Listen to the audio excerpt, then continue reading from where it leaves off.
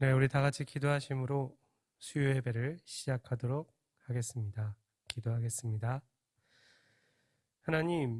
하나님께서 허락하신 주일로 한 주를 시작해서 벌써 수요일이 왔습니다.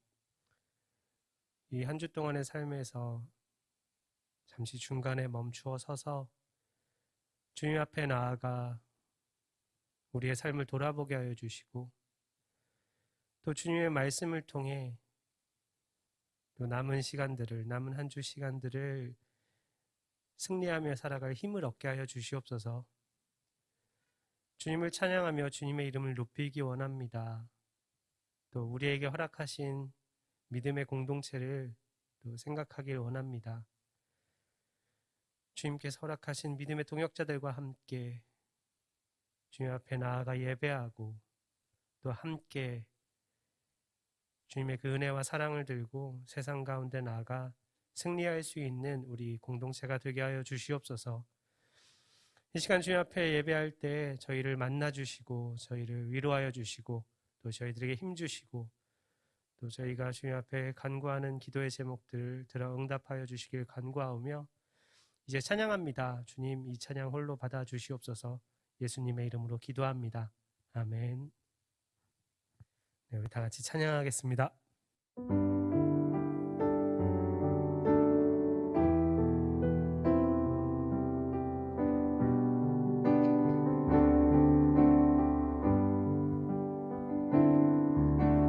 오늘 이 자리에 모인 우리 어린 양 예수 따라가는 무리 되게 하소서. 성령의 충만한 임재 안에 어둡던 우리는 밝아져서 주를 보게 하소서. 당신의 겸손함, 당신의 거룩함, 당신의 정직함 우리에게 보이사, 내 안에 교만함, 내 안에 천박함, 내 안에 거짓됨 모두 벗어버리고 어린 양 예수 따라가는 무리 되게 하소서. 오늘 이 자리에 모인 우리, 오늘 이 자리에 모인 우리 어린 양 예수 따라가는 무리 되게 하소서. 성령의 충만한 임재 안에 어둡던 우리를 밝아져서 주를 보게 하소서. 당신의 겸손함, 당신의 거룩함, 당신의 정직함 우리에게 보이사, 내 안에 교만함, 내 안에 천박함, 내 안에 거짓됨 모두 벗어버리고 어린 양 예수 따라가는 무리 되게 하소서. 이곳에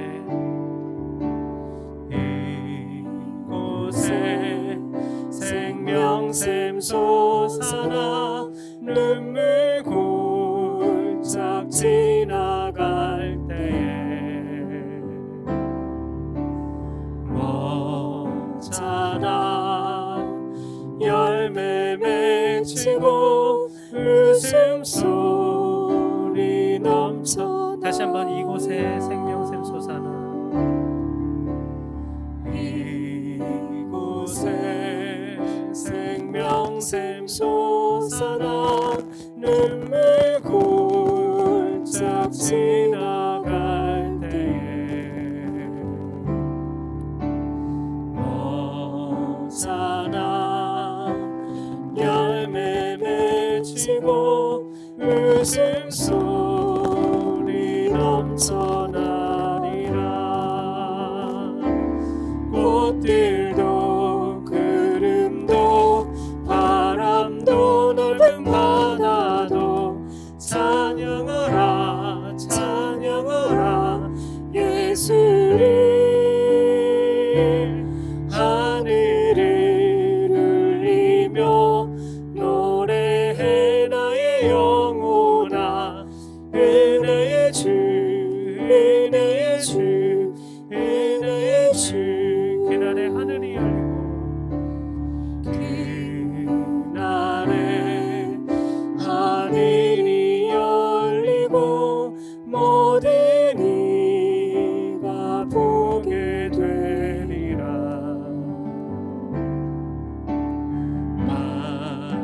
마침내 꽃들이 피고 영광의 주가 오시리라.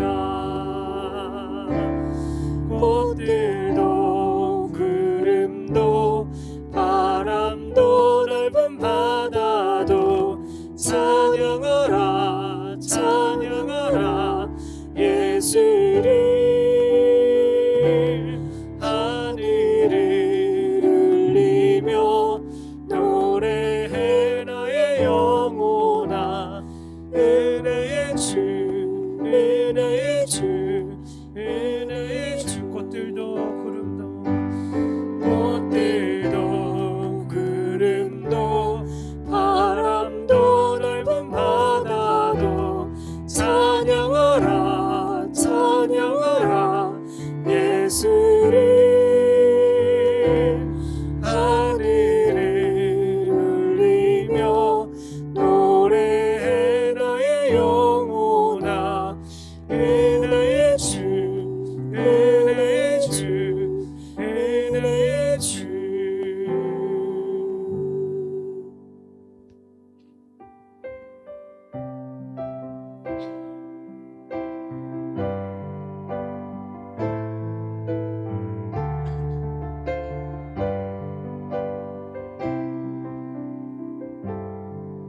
우리에겐 소원이 하나인데 주님 다시 오실 그날까지 우리 가슴에 새긴 주의 십자가 사랑 나의 교회를 사랑케 하네. 주의 교회를 향한 우리 마음 희생과 포기와 가난과 고난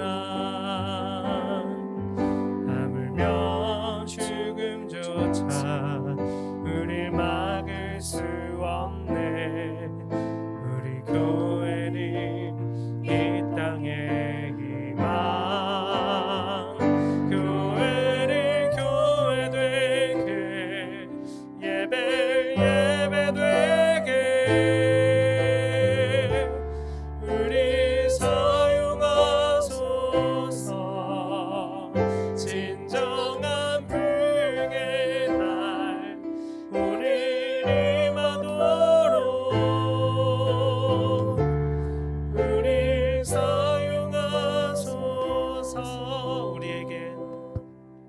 우리에겐 소원이 하나 있네.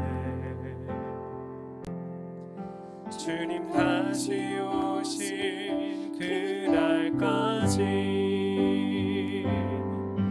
우리 가슴에 새긴 주의 십자가 사랑 날 교회를 사랑케 하네. 주의 교회를 향한 우리 마음, 희생과 포기와 가난과 고난, 하물며 죽음조차 우릴 막을 수 없네. 우리 교회는 이 땅의 희망, 교회를 교회 되게, 예배 되게 우리 사용하소서. 진정한 부흥의 날 오늘 임하도록 우리 사용하소서.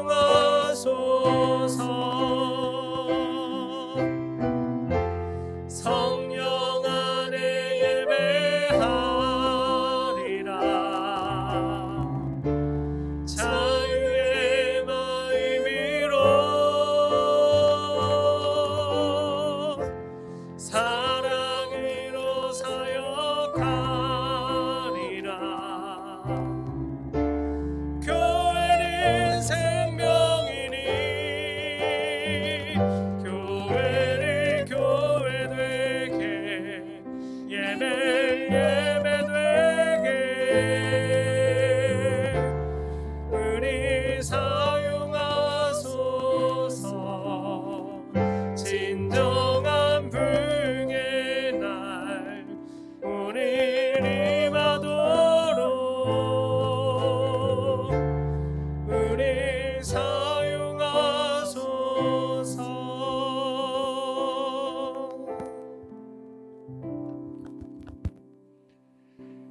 기도하겠습니다.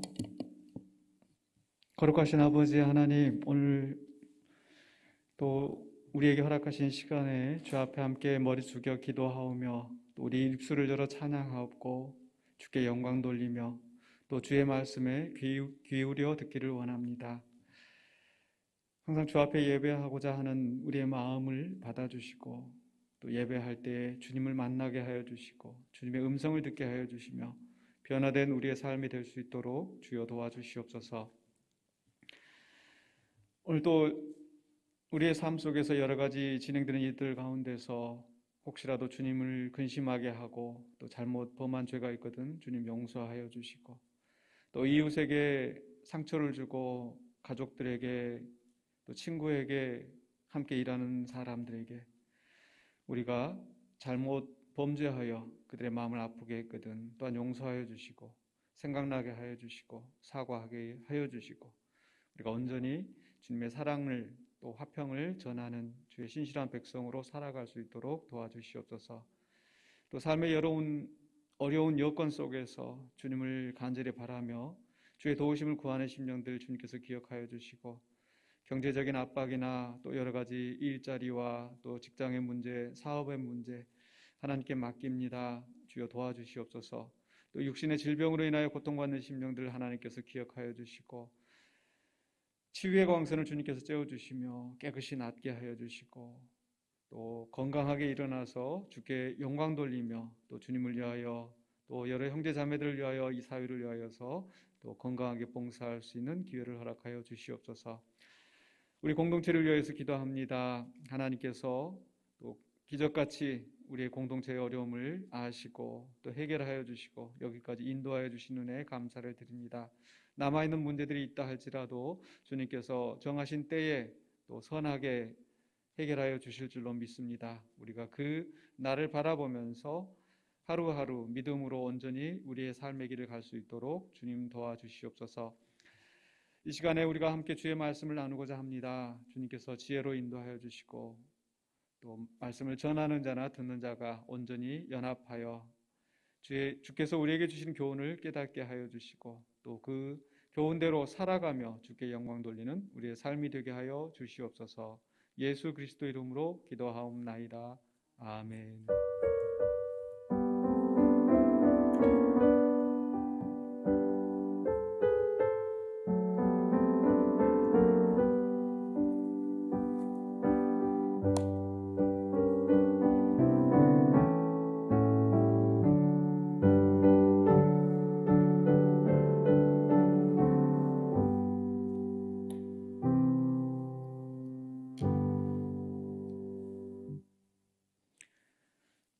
하나님 말씀 로마서 14장 1절로 12절 우리 함께 보겠습니다.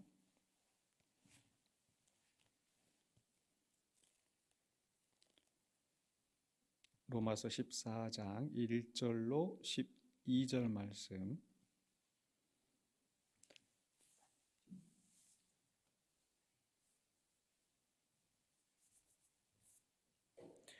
우리 함께 한 목소리로 봉독하겠습니다. 믿음이 연약한 자를 너희가 받되 그의 의견을 비판하지 말라. 어떤 사람은 모든 것을 먹을 만한 믿음이 있고 믿음이 연약한 자는 채소만 먹느니라. 먹는 자는 먹지 않는 자를 업신여기지 말고 먹지 않는 자는 먹는 자를 비판하지 말라. 이는 하나님이 그를 받으셨음이라. 남의 하인을 비판하는 너는 누구냐? 그가 서 있는 것이나 넘어지는 것이 자기 주인에게 있음에 그가 세움을 받으리니 이는 그를 세우시는 권능이 주께 있습니다. 어떤 사람은 이 날을 저 날보다 낮게 여기고 어떤 사람은 모든 날을 같게 여기나니 각각 자기 마음으로 확정할지니라. 나를 중히 여기는 자도 주를 위하여 중히 여기고 먹는 자도 주를 위하여 먹으니 이는 하나님께 감사하며 먹지 않는 자도 주를 위하여 먹지 아니하며 하나님께 감사하느니라. 우리 중에 누구든지 자기를 위하여 사는 자가 없고 자기를 위하여 죽는 자도 없도다. 우리가 살아도 주를 위하여 살고 죽어도 주를 위하여 죽나니 그러므로 사나 죽으나 우리가 주의 것이로다. 이를 위하여 그리스도께서 죽었다가 다시 살아나셨으니 곧 죽은 자와 산 자의 주가 되려 하심이라. 네가 어찌하여 내 형제를 비판하느냐? 어찌하여 내 형제를 업신여기느냐? 우리가 다 하나님의 심판대 앞에 서리라. 기록되었으되 주께서 이르시되 내가 살았노니 모든 무릎이 내게 꿇을 것이요 모든 혀가 하나님께 자백하리라 하였느니라. 이러므로 우리 각 사람이 자기 일을 하나님께 짓고 하리라. 아멘. 어우러지는 공동체라는 말씀의 제목으로 오늘 본문을 함께 살펴보려고 합니다. 지금까지 우리가 몇 주 수요일 동안 하나님과 예수님의 은혜의 선물에 대해서 우리가 생각해 보았습니다. 하나님께서 우리를 사랑하셔서 은혜로 그 독생자를 주시기로 작정하시고 또 그 계획하신 대로 그 아들이 또 하나님의 뜻에 순종하여서 또 우리를 사랑하여서 그 십자가의 희생을 치르시고 우리를 구원하셨습니다. 그래서 그 은혜의 선물이라는 것이 무엇인가라고 하면 바로 의와 생명이다. 죄로 말미암아 죽을 수밖에 없었던 우리가 의롭다함을 얻고 또 영원한 생명을 얻게 되었다는 것, 이게 바로 하나님과 예수님의 은혜의 선물이었습니다. 이러한 의롭다 하심을 얻고 구원을 얻는 것은 사실 개인적인 차원입니다. 어떤 아버지가 그렇게 믿었다고 해서 아들이 함께 구원을 받는다든지 반대랄지 또 이런 경우들이 없습니다. 다 각자의 믿음으로 하나님 앞에 또 하나님의 은혜의 선물을 받게 되는 거죠.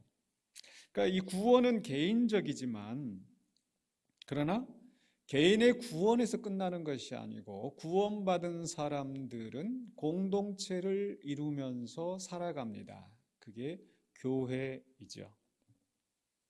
우리는 예수님을 가리켜서 교회의 머리다 라고 이야기하고 또 우리는 그의 지체라고 이야기를 합니다. 즉 교회가 그리스도의 몸이다.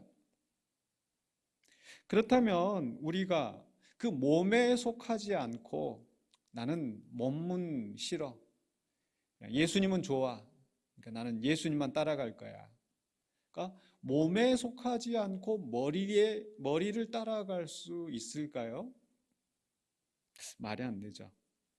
물론 이 카톨릭 천주교에서 하는 것처럼 이 교회 밖에는 그러니까 교회 안 나오면 또는 교회에서 정죄를 하면 다 죽고 그 지옥 가고 이런 식으로 교회를 절대화해서 하는 말이 아니고요.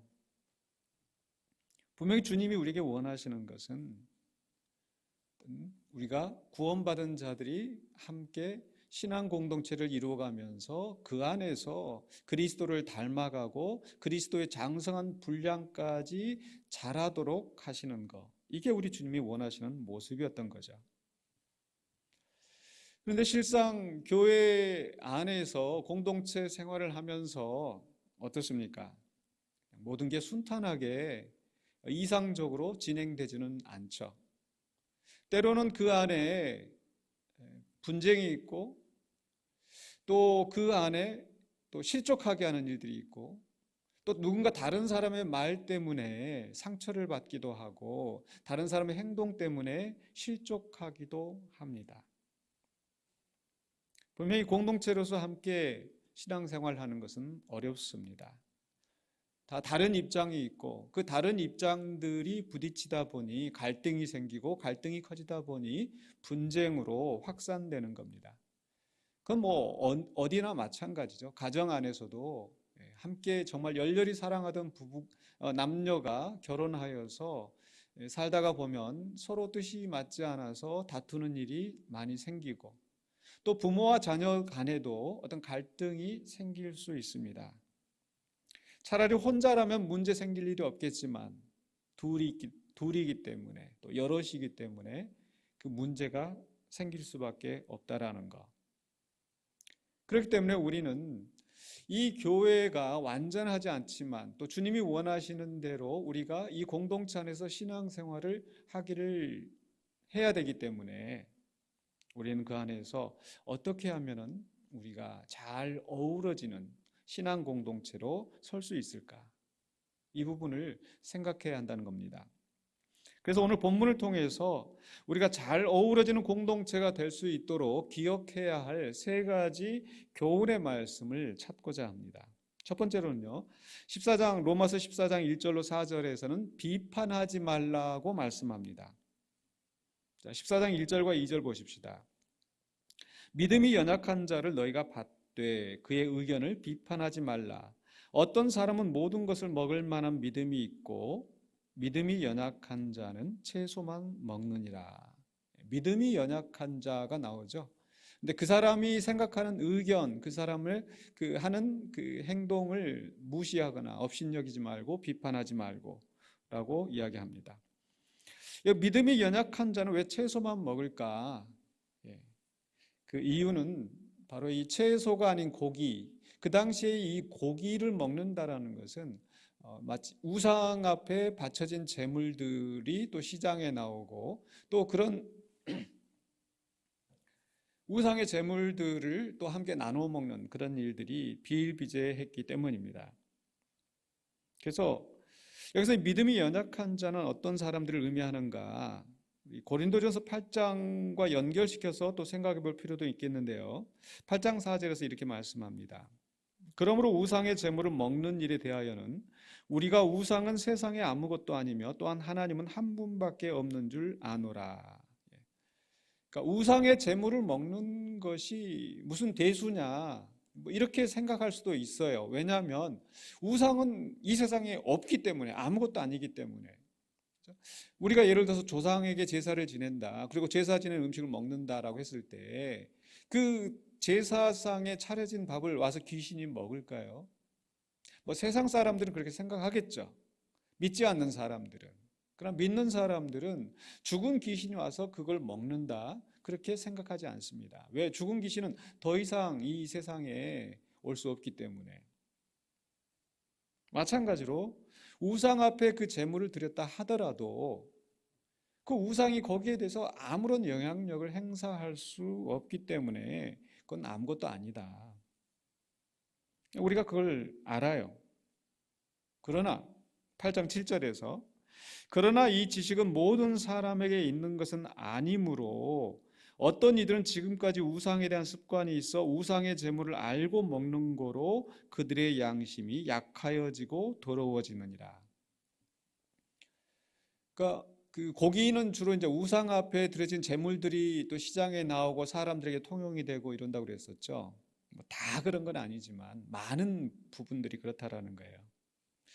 그런데 이렇게 사람들이 이렇게 고기를 먹을 때에 야, 이 고기를 먹으면 이 우상과 함께하는 것인데, 그래서 이제 어떤 사람들은 먹지 않는 사람들이 있는데, 그런데 어떤 사람들은 야, 그렇더라도 이 고기를 내가 끊을 수가 없어. 우리도 그렇지 않습니까? 만약에 제가 채소만 먹으라고 했을 때 가끔씩은 이렇게 막 고기 생각도 나고 그럴 수 있잖아요. 그런데 옛날에는 거리끼지 않고 먹었는데 이제 크리스찬이 되어서 내가 저 우상 제물을 먹으면 안 될 텐데 이렇게 하다가 누군가 다른 사람이 어떤 그런 분명한 지식을 가지고 우상은 아무것도 아니다 이런 지식을 가지고 그 우상의 제물을 거리낌 없이 먹는 걸 보면 이러한 지식이 없는데 이게 먹으면 잘못됐다고 생각을 하는데 이게 먹으면 우상과 하나 된다고 생각을 하는데 그래도 그 옛날 먹던 고기 먹던 습관대로 그 양심을 더럽혀가면서 그 고기를 먹는다는 거예요. 그래서 바울이 하는 얘기는 8장 9절에서 그런즉 너희의 자유가 믿음이 약한 자들에게 걸려 넘어지게 하는 것이 되지 않도록 조심하라. 믿음이 약한 자들, 지식이 없고 또 만약 지식이 없다 하더라도 담대하게 또 단호하게 또 이 내 양심을 더럽히는 것을 먹지 않으면 되는데 또 그렇게도 못하고 이런 사람들이 고린도전서 8장에서 그 믿음의 약한 자들인 거예요. 그러면서 바울은 여기서 지금 하고 있는 그 메시지가 뭐 우상 제물 먹어도 된다? 그런 게 아니잖아요. 10절에 고린도전서 8장 10절에 지식 있는 내가 우상의 집에 앉아 먹는 것을 누구든지 보면 그 믿음이 약한 자들의 양심이 담력을 얻어 우상의 제물을 먹게 되지 않겠느냐. 저 선생님도 저 집사님도 저 장로님도 우상의 집에 앉아서 우상의 제물을 먹는다. 그러니까 우상의 집이라고 해서 꼭 막 그 신전이 있는 그런 데가 아니라 사실 사람들이 집집마다 자기들의 우상을 가져다 놓고 그런 일들이 많잖아요. 그러니까 그 앞에 가서 이렇게 제물을 바치고 그리고 가족들이 또 나눠 먹고 거기에 손님 초대받아 가지고 나눠 먹고 그게 바로 우상의 집에서 우상의 제물을 먹는 그런 일들이 되겠죠. 근데 믿음이 약한 자들이 지식이 없으면서 양심에 단호하게 끊어내지 못한 사람들이 저 다른 장로님도 그렇게 먹네? 그렇게 해서 담대하게 먹는 거예요. 계속 양심이 더럽혀지는 것도 모르고. 그렇게 되지 않도록 차라리 우상의 제물을 먹지 마라. 시장에 파는 것이면 누가 말하지 않거든 그냥 자유롭게 먹되 우상 제물이라고 얘기하면 먹지 말라. 왜? 믿음의 약한 자들이 실족하지 않도록. 그런데 오늘 로마서 8장에서 이 믿음이 연약한 자를 받되 그의 의견을 비판하지 말라라고 하면서 믿음이 연약한 자는 채소만 먹느니라. 그러니까 어떤 사람들은 그래도 나는 우상 제물을 먹지 않겠다. 나는 이렇게 자칫하면 내가 우상 제물을 먹을 가능성도 있으니까 나는 채소만 먹겠다. 이렇게 할 수도 있겠죠. 그런데 그렇게 생각하는 사람을 꼭 업신여기고 저 지식이 없는 사람, 저 혼자만 경건하다고 하는 사람, 막 이런 식으로 비판하거나 업신여기지 말라는 뜻입니다.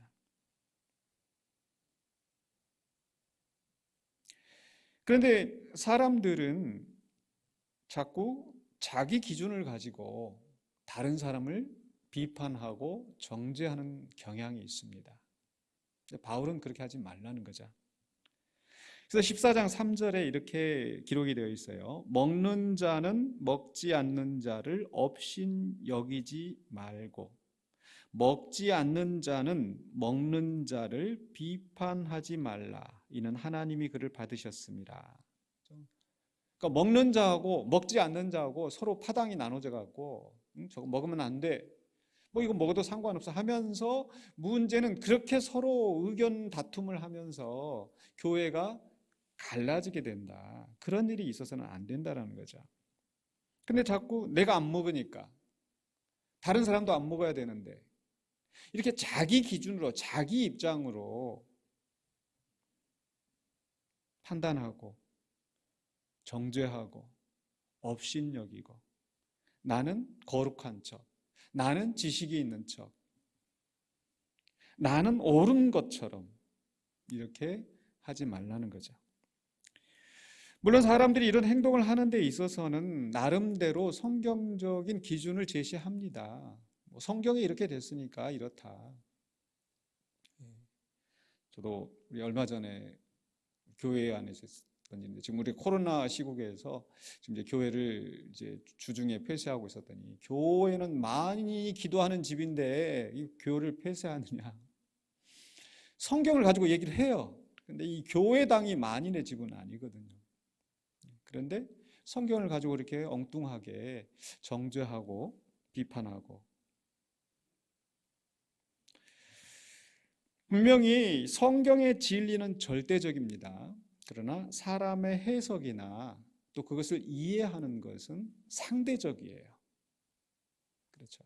근데 내가 이해하는 성경의 진리를 가지고 다른 사람이 이해하는 건 다 틀렸다, 나만 옳다, 이렇게 해서는 안 된다는 거죠. 물론 전혀 터무니없이 이렇게 하는 것에 대해서는 분명히 우리가 경계를 해야 돼요. 그것은 우리가 이단이라고 말을 하죠. 근데 이단이 아니고, 그래서 장로교가 있고 감리교가 있고 침례교가 있고 뭐 이렇게 여러 교회 안에 성결교도 있고 있잖아요. 그런데 그러한 것들을 우리 뭐 장로교만 옳다, 뭐 순복음만 뭐 최고이다랄지 이런 식으로 해서는 안 된다라는 거. 다시 한번 말씀드립니다. 진리는 절대적이지만, 성경은 절대적이지만, 그것을 이해하는 사람의 해석은 상대적이다. 그래서 저는 가끔 그런 비유를 들어요. 우리가 성경을 이해하고 또 그 성경의 또 교리대로 이렇게 살아가려고 하는 것은 이 관역에 이 화살을 쏘는 것과 같다. 그러니까 우리가 화살을 쏘지만 그 화살이 항상 백발백중은 아니지 않습니까? 어떤 때는 10점 만점을 맞기도 하지만 어떤 때는 8점이 되기도 하고 7점이 되기도 하고, 얼마 전에 그 TV 속에서 이 강철 부대라는 게 나오는 걸 잠깐 봤습니다. 거기서 이 사격 쏘는 거예요. 여러 번 훈련을 받은 그 팀에서 대표로 나온 이 사람도 10점을 쏘기도 하지만 7점을 쏘기도 하고 이렇게 된단 말이에요. 그러니까 우리가 진리를 이해하고 또 진리대로 살아간다고 하는 것은, 이렇게 아무리 우리가 진리대로 살려고 해도 또 그렇게 진리를 다 온전히 이해하려고 해도 다 이해하지 못하는 우리의 한계가 있는 거예요. 그렇다고 해서 그러면 아무렇게나 막 쏘아대느냐, 화살을 아무렇게 쏘아대느냐, 아니지 않습니까? 최선을 다해서 관역에 맞추려고 호흡을 가다듬고 몸의 움직임을 줄이고, 그래서 최선을 다해서 쏘려고 하는 거예요. 그게 우리 신앙인의 자세입니다. 성경을 이해하고 성경대로 살려고 하는 신앙인의 자세라는 거. 그런데 내가 맞추는 것이, 내가 7점을 맞춰놓고 그 7점짜리가 거기가 절대 진리다, 그리고 그렇지 않은 사람들은 다 틀렸다, 이렇게 해서는 안 된다는 말씀입니다. 자기 기준으로, 내 방식대로, 내 생각대로 모두 다 따라와야 된다. 교만입니다. 어떤 교만인가? 바로 심판자의 자리에 앉는 교만인 거죠. 그래서 로마서 14장 4절에서 이렇게 말씀합니다. 남의 하인을 비판하는 너는 누구냐? 그가 서 있는 것이나 넘어지는 것이 자기 주인에게 있음에 그가 세움을 받으리니 이는 그를 세우시는 권능이 주께 있습니다. 그러니까 이 먹지 않는 사람이나 먹는 사람이나 다 주님이 세우셨고 또 다 주님을 따르는 자들인데, 거기다 대놓고 저 먹지 말아야 할 걸 먹는다, 먹어도 되는 걸 안 먹는다고 한다, 그러면서 서로 손가락질하면서 비판하고 정죄하고 업신여기고 우월의식을 가지고 이래서는 안 된다는 말씀입니다. 물론 비판하고 이 공적인 판단하고는 구별되어야 돼요. 그러니까 비판하지 말라고 해서 그냥 다 모든 것이 옳고 뭐 다 자기들이 알아서 하겠지, 그게 아닙니다. 분명히 마태복음 18장에 있는 말씀처럼 형제가 잘못한 것이 드러나거든 혼자 가서 권면하고 두세 사람이 가서 권면하고 또 교회에 알려서, 그것도 듣지 않으면은 교회에 알려서 교회가 판단하고, 그것도 듣지 않으면 어떻게 해요? 내어 쫓으라, 이방인처럼 여기라.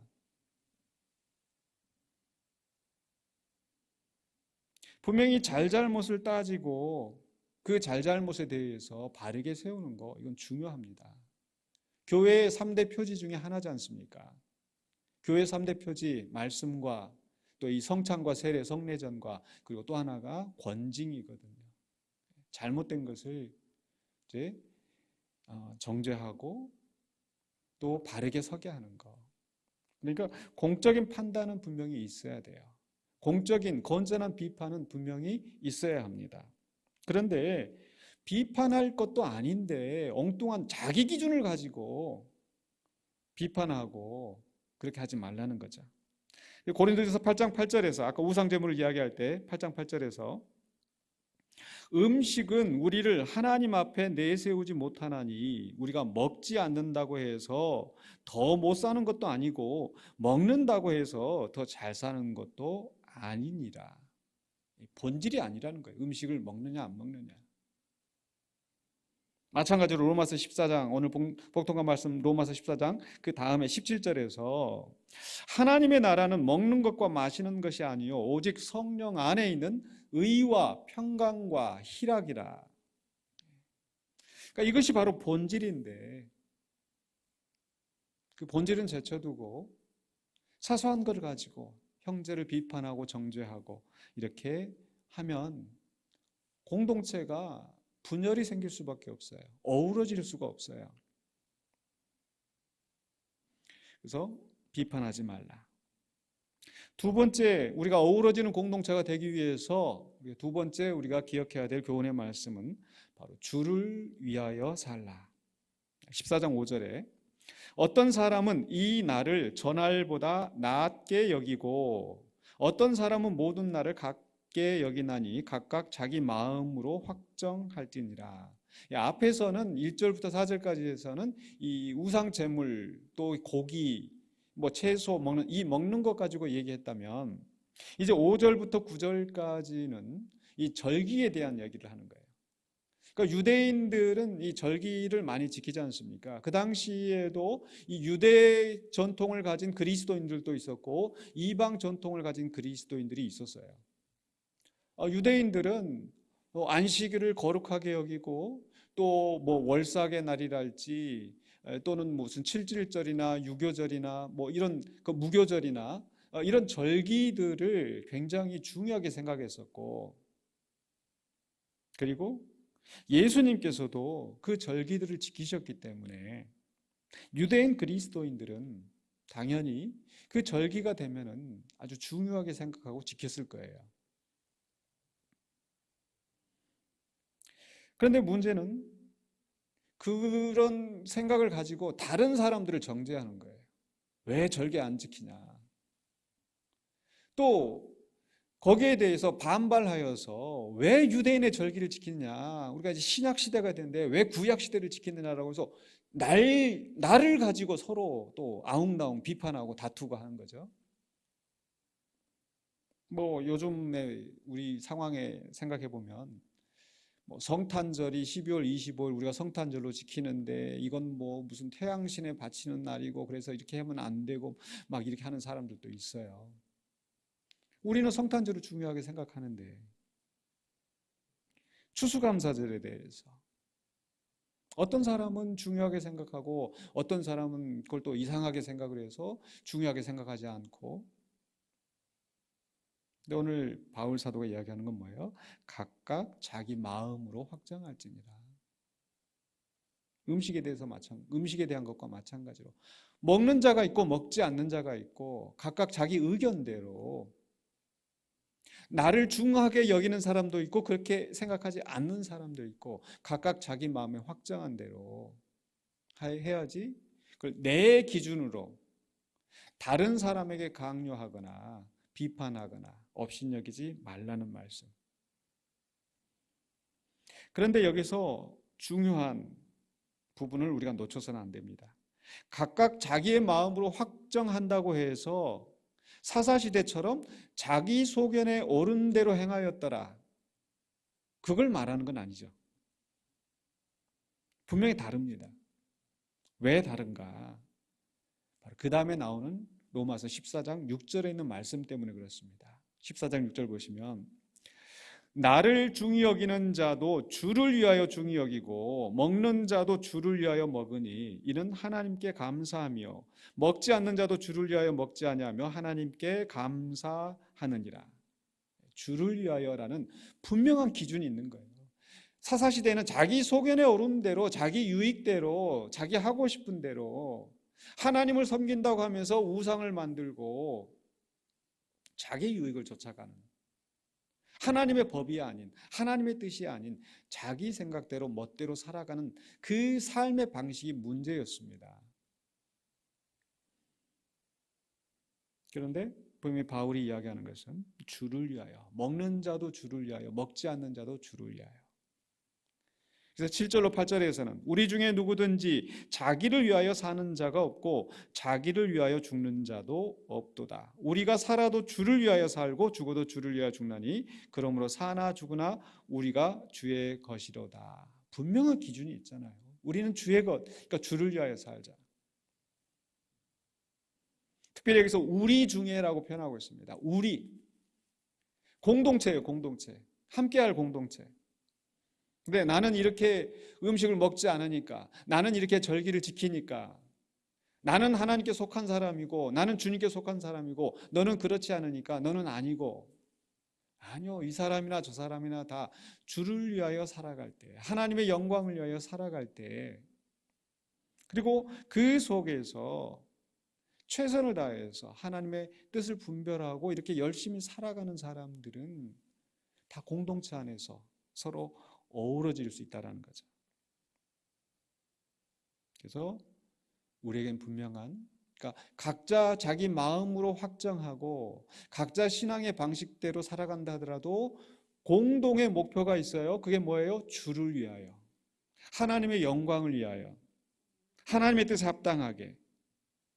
그래서 아까 관역에 화살을 쏘는 것처럼 어떻게 하면 하나님 뜻에 합당하게 살까라고 하면서 최선을 다해서 또 겸손하게 나만 옳다고 생각하지 말고 다른 사람의 방식도 존중하면서 서로 함께 어우러져야 그게 하나님이 기뻐하시는 우리 주님의 몸된 교회의 모습이 되는 것입니다.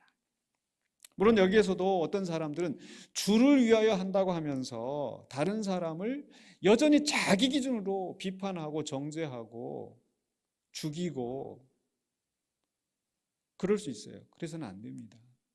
사도 바울도 주님을 만나기 전에는 자기는 하나님을 위하여 열심을 낸다고 했을 거예요. 그래서 그 믿는 자들을 핍박하고 죽이고, 그런데 그게 하나님을 위하여 한 것이 아니라 우리 주님을 박해하는 일이었어요.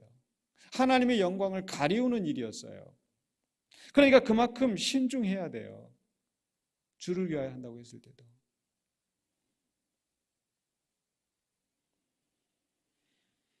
그만큼 신중해야 하는데, 특히나 교회 안에서 그 공적인 어떤 심판자의 위치에 서야 하는 사람, 예를 들어서 교회로 치자면은 당회가 있고, 당회원들이 잘 성도들의 그런 그 영적인 문제들을 잘 살펴서 신중하게 해야 되는데, 또 교회 위에는 우리가 지금은 이제 우리가 독립교로 나왔습니다만 예전에 같으면 이제 노회가 있고 총회가 있고, 노회 안에서 재판국이 있고 또 노회에서 이렇게 다 재판을 하고, 근데 신중해야 되지 않겠습니까?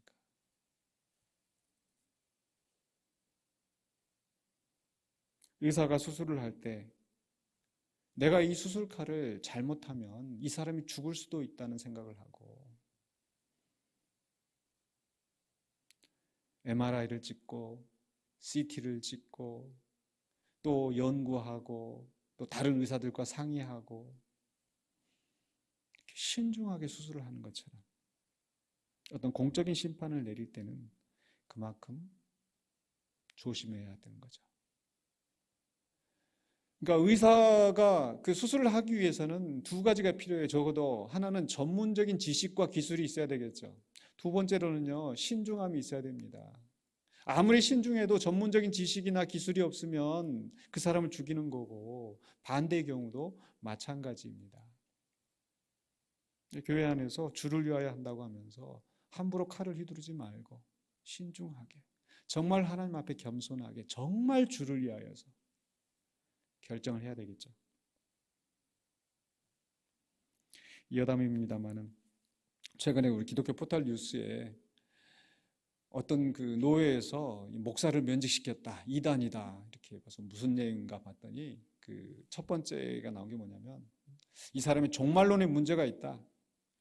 하나님 나라가 이 땅에서 이루어진다. 이 땅의 삶의 연속이다. 이건 그 여호와 증인하고 똑같은 걸로 이 유토피아적인 그런 그 이단 사상을 가지고 있는 거다. 보니까 저 자세히는 모르는데 그 목사가 여러 목회자들에게 강의도 하고 또 설교도 하고 또 이 말씀 교육 센터를 뭐 만들어서 이렇게 하고 하는 것 같아요. 근데 그걸 보고 제가 깜짝 놀랐어요. 아니, 하나님의 나라가 이 땅에서 이루어진다고 하는 것이 여호와 증인의 이단이라고? 도대체 이 사람들이 성경을 어떻게 이해하고 있는 건지. 그렇다면 거꾸로 이야기하면 이 유토피아적이라고 이렇게 말하는 게 마치 불교에서 극락, 저세상, 이승, 저승 이렇게 하듯이, 그럼 저 사람들이 믿는 것은 불교식의 극락관을 가지고 있는 거, 저 사람은 불교다, 이단이다 이렇게 말을 해도 뭐 이렇게 논쟁이 되지 않겠습니까? 그러니까 제가 드리고자 하는 말씀은 어떤 전문적인 지식이 없이 함부로 칼을 휘둘러서 주를 위하여 한다고, 진리를 위하여 한다고 자만해서는 안 된다라는 것. 그럼에도 불구하고 우리는 연약하지만 부족하지만 여전히 주를 위하여서 최선을 다하면서, 그리고 겸손하게, 내가 심판자가 아니고 나는 심판대 아래에 있다라는 것. 그렇기 때문에 우리가 세 번째로 생각해야 할 중요한 교훈의 말씀이 있습니다. 바로 10절로 12절에 나오는 말씀. 우리는 하나님의 심판대 앞에 서리라. 14장 10절입니다. 네가 어찌하여 네 형제를 비판하느냐, 어찌하여 네 형제를 업신여기느냐. 우리가 다 하나님의 심판대 앞에 서리라. 남을 비판하고 업신여기고 정죄하였던 것, 함부로 내가 칼을 휘두르고 형제를 무고하게 매장시켰던 것, 내 말로 다른 사람에게 상처 주고 내 행동으로 다른 사람을 실족하게 했던 것, 다 우리가 하나님의 심판대 앞에 서게 된다는 것. 그걸 생각해야 조심하지 않겠습니까? 분명히 11절에서도 말씀합니다. 기록되었으되 주께서 이르시되, 11절과 12절에서 11절입니다. 죄송합니다. 11절에서 기록되었으되 주께서 이르시되 내가 살았노니 모든 무릎이 내게 꿇을 것이요 모든 혀가 하나님 앞에 자백하리라 하였느니라. 모든 무릎이 내게 꿇을 것이요. 누구에 대한 말씀입니까? 우리 주님, 예수님. 근데 그 예수님이 와서 모든 사람들, 모든 무릎이 그 앞에 꿇을 때에 모든 혀가 하나님 앞에 자백하리라. 무엇입니까? 우리가 사도신경에서 고백하는 것처럼 저리로서 산 자와 죽은 자를 심판하러 오시리라. 그래서 우리가 주님 오실 때에 하나님의 심판대 앞에 서서 내가 살았던 모든 걸 하나님께 자백하리라. 이 신앙생활 함에 있어서 우리가 이런 하나님의 심판을 기억하는 것이 중요합니다. 마치 시험을 앞둔 이 학생이 또 예를 들어서 수능 시험을 앞두고 있다. 그러면 어때요? D-Day, 200일, 100일 이렇게 계속 손을 꼽아가면서, 왜 그렇습니까? 그만큼 자기 삶을 절제하고 그 목표에 맞추어서 살려고, 그 목표한 것을 이루려고 하는 자세이겠죠. 마찬가지로 우리도 지금 성경이 우리에게 하나님의 심판대 앞에 서리라 하는 것은 우리에게 괜한 죄책감과 공포를 불어 넣어주기 위해서 이 말씀을 하시는 것이 아니라 우리가 그만큼 근신하고 깨어 신앙생활을 해야 된다는 것. 그리고 그렇게 근신하고 깨어서 어떤 면에서 형제를 비판하고 정죄하고 공동체 안에서 서로 분열을 일으키는 그런 방식으로 살아가지 않도록 우리는 하나님의 심판대 앞에 선다는 것을 기억하면서 겸손하게 형제를 용납하고 함께 어우러져 살아야 합니다. 이제 말씀을 마무리하려고 합니다. 구원은 개인적이지만 그러나 구원받은 이후 우리의 신앙생활은 공동체적입니다. 공동체 안에서 우리는 어우러지는 삶을 살아야 돼요. 다 다른 입장이 있습니다. 다른 생각이 있습니다. 다르게 판단하고 다르게 느끼고 다르게 결정을 합니다. 그런데 이게 문제가 되어서는 안 됩니다. 그 다른 입장들이 서로 균형을 맞춰서 어우러지는 거, 조화를 이루는 거, 이게 우리 주님이 원하시는 거죠. 마치 자동차에도 엑셀이 있고 브레이크가 있는 것처럼 서로 기능이 달라요. 하나는 앞에 가게 하고 하나는 멈추게 하고, 어떤 것은 방향을 조절을 하고. 여러분, 국수를 삶아도요, 제가 아내가 이렇게 하는 거 보니까 뜨거운 물에 팍팍 끓여가지고 그 다음에 어떻게 해요? 또 찬물로 콱 부어가지고 확 헹구고, 그래야 이 국수가 쫄깃쫄깃해지니까. 하려면 뜨거운 물만 하지, 하려면 찬물만 하지. 아니요, 뜨거운 물, 찬물 다 필요해요. 마찬가지로 교회 안에서도 다양한 사람들, 다양한 은사가 있다라는 거. 그래서 고린도전서 12장 4절로 7절에서 은사는 여러 가지나 성령은 같고 직분은 여러 가지나 주는 같으며 또 사역은 여러 가지나 모든 것을 모든 사람 가운데서 이루시는 하나님은 같으니 각 사람에게 성령을 나타내심은 유익하게 하려 하심이라. 하나님의 영광을 나타내고 성도가 서로 연합하여서 서로 도와가면서 어우러져 살 수 있도록 하나님께서 다른 모양으로, 다른 생각으로, 다른 은사를 주셨다라는 거. 그래서 11절 12절에 이 모든 일은 같은 한 성령이 행하사 그의 뜻대로 각 사람에게 나누어 주시는 것이니라. 몸은 하나인데 많은 지체가 있고 몸의 지체가 많으나 한 몸임과 같이 그리스도도 그러하니라. 우리는 그리스도의 몸, 그 몸의 지체이고 그 지체 간에는 서로 다를 수 있다. 그렇기 때문에 우리는 자기 기준으로, 내 기준으로 다른 사람을 쉽게 정죄하고 비판해서는 안 되고, 또 내 방식만을 강요해서도 안 될 것입니다. 각 사람이 주를 위하여, 주의 영광을 위하여라는 공동의 목표를 가지고 최선을 다해서 하나님의 뜻을 분별하면서 그 뜻대로 살아가려고 함께 노력하는 거죠. 그렇다고 해서 각자 이렇게 해야 된다고 해서 개인주의를 말하는 게 아닙니다. 다른 사람은 어찌든지 뭐 상관하지 마라, 방관해라, 이게 아니죠.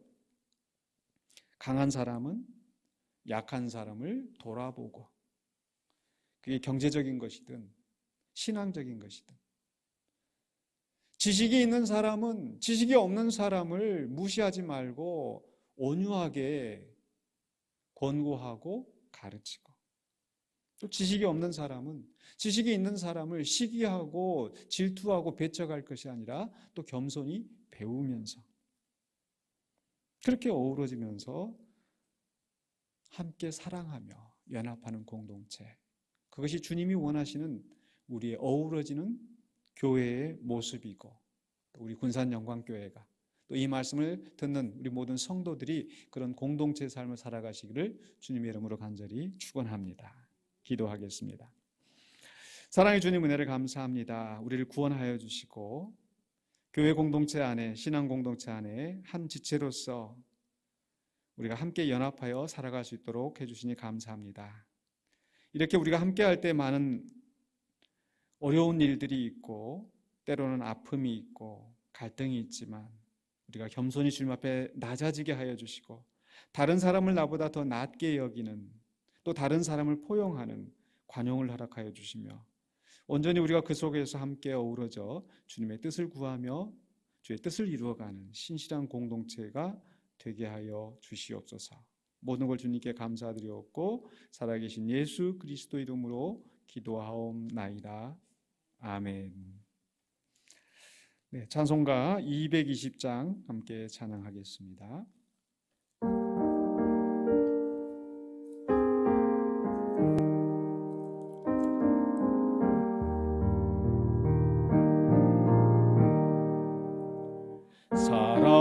사랑하는 주님 앞에 형제자매 한자리에 그 신은혜 생각하며 즐거운 찬송 부르네. 내 주 예수 본을 받아 모든 사람 내 몸같이 환난 근심 위로하고 진심으로 사랑하세. 사랑하는 주님 앞에 온갖 충성 다 바쳐서 괴로우나 즐거우나 주님만 힘써 섬기네. 우리 주님 거룩한 손 제자들의 발을 씻어 남 섬기는 종의 도를 몸소에는 보이셨네. 사랑하는 주님 예수 같은 주로 섬기나니 한 피바다 한 몸이룬 형제여 친구들이요 한 몸같이 친밀하고 마음으로 하나 되어 우리 주님 크신 뜻을 지성으로 준행하세. 지금은 우리 주 예수 그리스도의 은혜와 하나님의 무한하신 사랑하심과 성령님의 감동 감화하심이 주 앞에 예배하는 모든 심령들에게 이제로부터 영원토록 함께 있을지어다. 아멘.